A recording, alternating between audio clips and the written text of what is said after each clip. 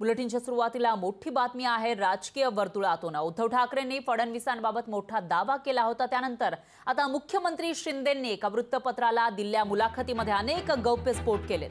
त्यानंतर मात्र आता वार पलटवारांचं राजकारण रंगताना दिसतंय।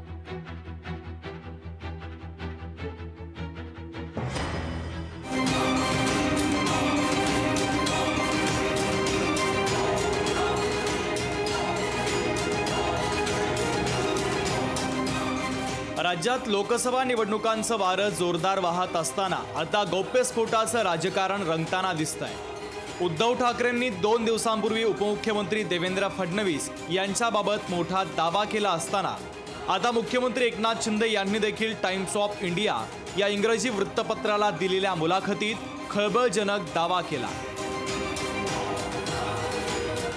महाविकास आघाडीच्या काळात देवेंद्र फडणवीस, गिरीश महाजन, आशिष शेलार आणि प्रवीण दरेकर या 4 नेत्यांना अटक करण्याचा कट रचला होता, असा गौप्यस्फोट मुख्यमंत्री शिंदे यांनी केलाय। यांच्या विरोधात काही प्रकरणं उरकून काढण्यात आली होती आणि त्यांना अटक करण्याचा डाव होता, असं मुख्यमंत्री एकनाथ शिंदे यांनी म्हटलंय।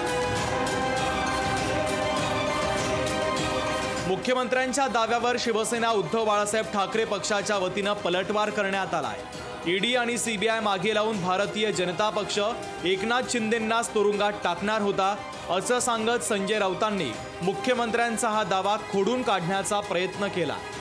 स्वतः एकनाथ शिंदे तुरुंगाला घाबरून पळाले ना, शिवसेनेमध्ये होते आणि भारतीय जनता पक्ष त्यांना तुरुंगात टाकणार होतं। ईडी आणि सीबीआय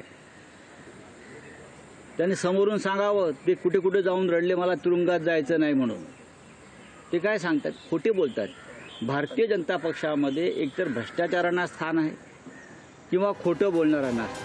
तर आताच हा सवाल का उपस्थित करण्याची वेळ आली, यावर आधी का नाही बोलला, असा सवाल अंबादास दानवे यांनी केला। एकनाथ शिंदे आता बोलतात, हे आता का बोलतात? आधी का नाही बोलले? आधी विरोध करायला पाहिजे। असं काही असेल तर पहिली गोष्ट असं करण्याची गरज नाही आहे।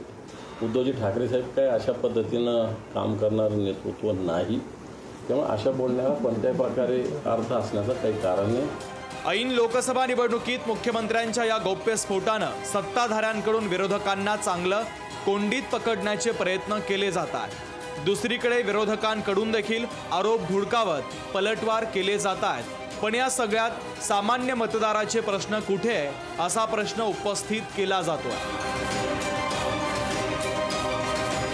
ब्युरो रिपोर्ट, लोकशाही मराठी।